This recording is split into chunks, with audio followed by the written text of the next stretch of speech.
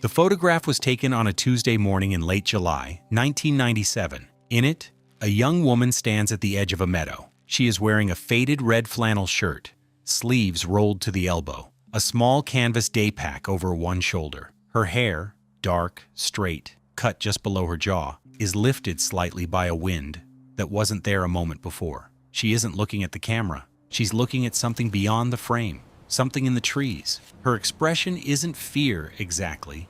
It isn't happiness. It's the expression of someone who has just understood something she wasn't expecting to understand. Her name was Mara Voss. She was 23 years old. 3 days after this photograph was taken, she was gone. Not gone in the way people go when they leave. Gone in the way the valley went quiet at dusk, the way the mist over Tenaya Lake could swallow the far shore whole. Gone without explanation.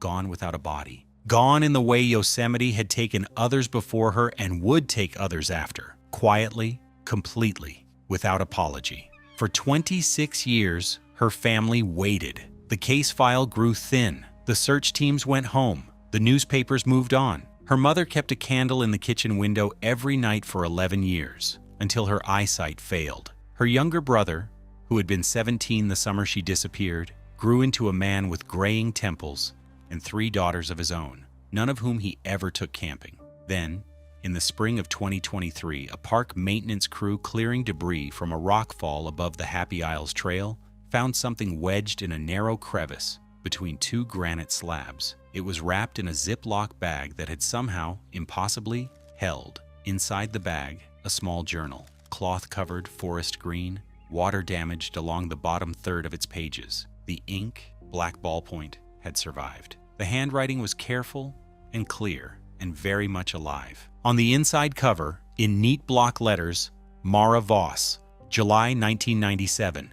If found, please return. And below that, a phone number with a 415 area code that no longer existed. This is her story, and this is what she wrote. Mara Voss was born in 1974 in Daly City, California, the eldest child of 2 school teachers. Her father, Gerald, taught high school mathematics. Her mother, Ellen, taught 3rd grade reading. They were not outdoors people. They owned a small house with a large vegetable garden and a dog named Walter, and they took their vacations at the coast, where Mara and her brother Daniel would spend hours in tide pools, cataloging what they found with the grave seriousness of scientists. Gerald kept a notebook of their findings. Mara would later keep notebooks of her own. She was, by every account, a person of focused attention. She read widely and slowly, taking notes in the margins. She studied environmental policy at UC Santa Barbara, graduating in the spring of 1997.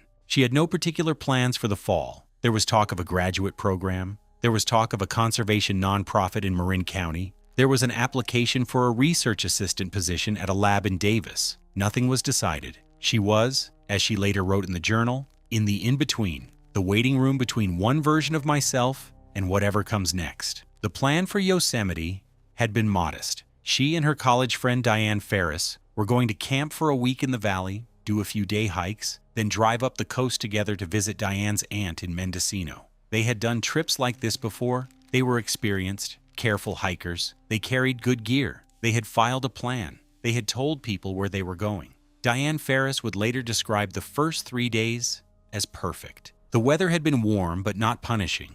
The trail to Vernal Fall had been busy but beautiful. They had found a campsite near housekeeping camp with a fire ring and a view of the valley wall that turned orange and then violet at sunset. They had cooked pasta on a camp stove. They had drunk cheap wine. They had stayed up late talking about the future in the way you only can when you are 23, and the future still feels like a country you can choose to move to. On the 4th morning, Mara had woken early. This was not unusual. Diane was a late sleeper. Mara had always been the one who saw the light change. She had written in her journal, "This we know now," and then taken her day pack and her camera and gone to walk the Mirror Lake Loop before Diane was even awake. She left a note on the camp stove, "Gone to Mirror Lake, back by 10, will bring coffee." Diane found the note at 9:15. At noon, she found the camp stove but not Mara. By 2 p.m., she had found a park ranger. By nightfall, there were 12 searchers on the trail. Mara Voss did not come back. The initial search lasted 9 days. Dogs, helicopters, volunteer teams from Sacramento and Fresno, a specialist from the Bay Area Missing Persons Unit who had worked 4 Yosemite disappearances in the previous decade. They found her camp towel on the bank of Tenaya Creek, approximately a half-mile off the designated trail. They found a single boot print in the mud that was consistent with her hiking boot size. They found nothing else. The official determination was inconclusive. Accidental drowning in Tenaya Creek was listed as the most probable cause. The creek was running high that July after a late snowmelt, and there had been at least one other near drowning that season. But without a body, nothing could be confirmed. The case was classified as an open missing persons investigation and filed. It was, in the language of bureaucracy, not closed, which is another way of saying forgotten. Daniel Voss, who drove up from Los Angeles the day after Mara disappeared and didn't leave for 3 weeks, has spoken publicly about what that determination felt like. "They were telling us she was probably dead," he said in an interview years later, "but they were saying it in a way that left just enough space for you to not be sure. And that space, that small, terrible space, that's where our family lived for 26 years. Ellen Voss never accepted the drowning theory. She would say, until the year she died of a stroke in 2019, that Mara was too smart for that creek. It was not a rational argument, it was a mother's argument, which is a different kind of knowing. Gerald Voss died in 2004. He never stopped searching, not physically. He was 61 years old and had a bad knee, but he kept a binder. Names of people who might know something. Theories. Letters he had written to the Park Service that went unanswered. At the back of the binder, tucked into a plastic sleeve, he kept a copy of the photograph. The one taken on a Tuesday morning. His daughter at the edge of a meadow, looking at something in the trees. The journal contains 47 pages of writing. Not all of it relates to the days in Yosemite. Some of it, the first 14 pages, was written before the trip, in the weeks following graduation. These early entries are the notes of a young woman taking stock of her life, what she values, what frightens her, what she thinks she wants. They are in some ways the most painful part to read. The casual confidence of a person who does not yet know what is coming. June 14th, 1997. I've been thinking about what it means to disappear. Not in a dark way, I don't mean that. I mean the way you can disappear from a version of your life and re-emerge somewhere new. I want to do that. I want the summer to be a kind of disappearing. She did not mean it the way it happened. The Yosemite entries begin on page 15, dated July 19th. The handwriting is slightly looser here, happier. The handwriting of someone on vacation. She describes the drive up from the Bay Area. The first smell of pine and granite when they stopped at a gas station near Mariposa. Diane singing to a mixtape in the car. She describes the valley itself with the precision and awe of someone who has read about a place all her life and is finally seeing it in person. July 19th. The walls of this place are not possible. I keep looking up to find the top of them, and there is no top. They just keep going until they're part of the sky. I don't know how anyone gets used to it. The entries from the next 2 days, July 20th and 21st, describe the hikes, the campfire conversations, the particular satisfaction of physical tiredness. She mentions Diane often, with obvious affection. She mentions a ranger named Marcus, who told them about a less crowded trail near Tuolumne Meadows. She mentions the light, July 21st. Late, fire is almost out. Diane is asleep. The light here does something I don't have words for yet. It doesn't just illuminate, it reveals. I watched the face of El Capitan for an hour this afternoon, while Diane napped, and I felt like I was being shown something. I don't know what, but the showing felt important. The entry from July 22nd, the morning she disappeared, is the one that has been most discussed, most analyzed, most quoted in the years since the journal's discovery. It is also the shortest entry in the entire journal. It is written in a different pen than the others, a finer point, darker ink, as if she had run out of her usual one and found a spare. July 22nd, early, before Diane wakes, I had the dream again, the one with the water and the high place. But this time I wasn't afraid of the water. I was walking toward it. Something called to me in the night. I am going to find out what. I know the trail. I have my pack. This valley wants to show me something, and I am ready to be shown. I will be back before 10. Those are the last words she wrote in the valley. Below them, a blank page, then another, then a pressed wildflower, a small purple penstemon, dried flat. its color still faintly visible, tucked against the spine. It is unclear when she pressed the flower. The botanist who examined the journal believes it was placed there before the disappearance, possibly on July 21st, possibly earlier. After the blank pages, more entries, but these are different. These are the entries the family was not prepared for. The handwriting changes. It is still recognizably Mara's, the loop of her G's, the particular way she crosses her T's at a slight downward angle. But it is more deliberate now, slower, as if each word was chosen with great care. The first of these entries is dated July 25th, 3 days after she disappeared, 3 days after she was already being searched for. July 25th. I am writing this from somewhere I cannot fully describe. I am not hurt. I want to say that first because I know someone will read this, and I want them not to be afraid for me before they have understood. I found the high place. I went further than I meant to. The creek was loud, and I followed the sound, and then the trail wasn't a trail anymore. And the granite went up, and I went up with it because I couldn't seem to stop. There is a ledge up here, an overhang. I can see the valley from it. I can see everything.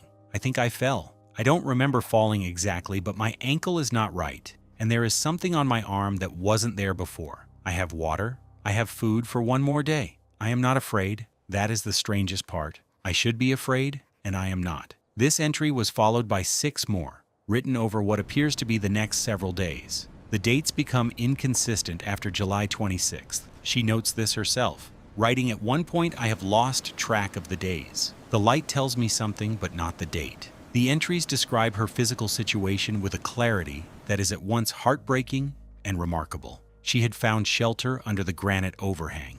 She was rationing her water by collecting condensation from the rock face at night. She had twisted her left ankle badly enough that she could not safely descend the way she had come up. She had tried twice to signal with her signal mirror and was not sure if anyone had seen. But interleaved with these practical observations are passages of extraordinary reflection. Passages in which a young woman alone on a mountain ledge in 1997, with no certainty of rescue, wrote about her life with an honesty she had perhaps never permitted herself before. She wrote about her father's silences and what she now understood them to mean. She wrote about a relationship that had ended the previous winter and what it had cost her and what it had given back. She wrote about the gap between who she presented to the world and who she was when she was alone. She wrote about fear, not of death, she insisted, but of a smaller, more familiar thing. The fear of being misunderstood, the fear of not being known. July 27th, I think. It is very quiet up here at night. Quiet like I didn't know quiet could be. In the city, I always thought quiet was the absence of something. But here it is, its own presence. It has weight, it has temperature, it sits next to you like a person. I think if I get off this mountain, I am going to do things differently. I think I am going to stop being so careful with people. I think I am going to let them in further. I have been treating my own life like a document I'm not ready to share yet, always revising, never releasing. I think that was a mistake. If I don't get off this mountain, and I want to be honest with myself that this is a real possibility, I want whoever reads this to know that the last days have been, in some way, I'm having trouble explaining, the most real days of my life. The final entry is dated July 29th. It is the longest entry in the journal, 11 pages, written in a hand that is visibly tired. The letters don't always lift off the page cleanly. The lines drift slightly downward, but which remains legible throughout. She begins with a description of the morning, the light coming through the valley below, a hawk circling, the smell of the granite warming in the sun. She writes it the way a person writes who knows they may be writing for the last time. Not dramatically, but with attention, with love. She is looking at the world, and she is paying full attention to it. Then she writes about her family. She writes to her mother in the second person. "Ellen, you always knew when something was wrong before I said anything. You would get that look. I used to find it suffocating. I understand now that it was just love paying attention." She writes to her father. "Dad, I know you worried about me more than you ever said. I want you to know that your quietness taught me something important, that you can love someone completely without needing them to understand the whole of it." She writes to Daniel. "You are going to be fine, Dan. You have always been braver than you think you are." Then she writes something that has become, in the years since the journal's discovery, perhaps the most widely shared passage of the whole document. "I have been thinking about what it means to be found. not rescued, found, to be seen correctly, to have someone look at you and understand what they are seeing. I think that is the thing most people are looking for, under everything else. Under all the ambition and the travel and the noise, we want to be found. This mountain has found me, in a way I did not expect and would not have chosen, but I feel found. I feel known by this place. I am writing that down because I want it to be part of the record. If someone finds this journal and I am not here, I was here. I was real. I paid attention. The entry ends mid-page. There is no closing line. The next pages are blank. What happened after she put down her pen, we do not know with certainty. Park investigators who reviewed the journal in 2023 and re-examined the area above Happy Isles made a significant discovery. A section of trail approximately 1.3 miles from where the journal was found showed evidence of a substantial rock fall that could be dated based on lichen growth patterns to the summer of 1997. The rockfall had partially blocked a narrow corridor between two granite formations that would have been the only viable descent route from the ledge Mara described. The theory that has gained the most acceptance among investigators is that Mara was attempting to descend when the rockfall occurred, either trapping her or causing a secondary fall. Her remains have never been found. The terrain in that area is deeply fractured, full of crevices and narrow channels that have never been fully mapped. She was, as the lead investigator said quietly at the 2023 press conference, exactly where she said she was. Daniel Voss was 53 years old when the phone rang. He was in his kitchen in Pasadena making coffee when his cell phone lit up with a number he didn't recognize. He almost didn't answer. He was, as he later said, not in the mode for surprises, but something made him pick up. And the voice on the other end was a park ranger, and the ranger said words that Daniel had spent 36 years both hoping for and dreading. "We found something that belongs to your sister." He drove to Yosemite the next day. He drove alone, without telling his wife, because he needed the hours in the car. He needed the highway, and the mountains, and the slow appearance of granite through the tree line. He stopped at the same gas station near Mariposa that Mara had described in her journal. He didn't know this yet. He wouldn't know it until he read the journal. And he sat in the parking lot for 20 minutes and let himself feel whatever was going to come. In the ranger station, a conservator in nitrile gloves placed the journal on a clean surface in front of him. The cover was stained, the edges swollen with old moisture, but the cloth was still green. He knew it immediately. He had given her that journal. Christmas, 1996. He had found it at a small stationery shop in Silver Lake and thought she would like the color. He held it without opening it for a long time. When he finally read it, he read it all at once, in a single sitting, in a room that a ranger offered him. It took him 4 hours. When he came out, his eyes were red, but his face was, by every account of those who saw him, strangely calm. She wasn't lost, he told the ranger who had made the initial discovery. That's the thing. She wasn't lost.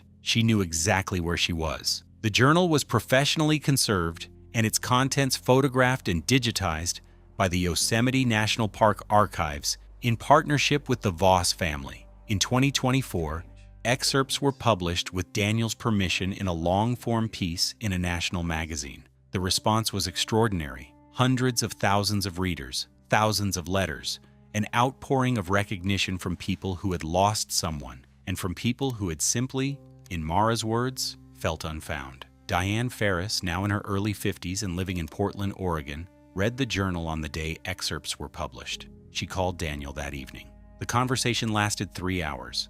She said later that she felt she had finally been allowed to grieve, that for 26 years she had been carrying a grief that had no shape because there had been no end, no object, no place to put it. Reading Mara's words, she said, gave the grief a shape, and a shape is something you can hold, and something you can eventually maybe put down. The wildflower, the pressed penstemon, was carefully mounted and is now held by the Yosemite Natural History Collection. A botanist confirmed it as Penstemon heterodoxus, alpine penstemon, native to elevations above 8,000 feet. The species flowers in July. It grows on the rocky slopes above Happy Isles. Someone, at some point in those last July days, was high enough to find it. The photograph was taken on a Tuesday morning in late July, 1997.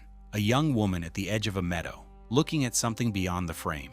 Daniel keeps the original in his study. framed in plain oak. His 3 daughters know the story. He has told them not as a warning, but as a portrait. This is who your aunt was. This is how she saw the world. She paid attention. She went toward the things she didn't understand. She wrote it all down so that someone, someday, would know. The campsite near housekeeping camp where Mara and Diane slept that last full week has no marker. The trail to Mirror Lake still runs past the junction where Mara turned off. In July, when the snowmelt is high, Tenaya Creek is loud enough to follow by sound alone. Every summer, hikers in the high country above Happy Isles walk the same granite slopes she walked. Some of them stop on ledges and look out over the valley and feel what she felt, that sense of being shown something, that wordless revelation of height and light and silence. Most of them take a photograph. Most of them don't write it down. She wrote it down. I was here. I was real. I paid attention. The last page of the journal, the final blank page before the cardboard back cover, has one thing on it that was missed in the initial examination, discovered only when the conservator held the page up to raking light. Indentations, a pressure impression from whatever had been written on the page before it. The forensic document examiner spent 2 days enhancing the impression. What emerged, letter by letter, was not a sentence or a passage. It was 4 words, written in the particular way Mara crossed her T's, the slight downward angle that her teachers had noticed and that her brother recognized instantly. For 26 years, Mara's family waited for answers, and when those answers finally came, they weren't found in a police report or a search file. They were found in her own words. What do you think about Mara's story? Share your thoughts in the comments below. I'd love to hear your perspective. If you enjoy real mysteries, missing persons cases, and powerful true stories, don't forget to like this video, subscribe to the channel, and join us for the next investigation. Thank you for watching, and until next time, stay curious.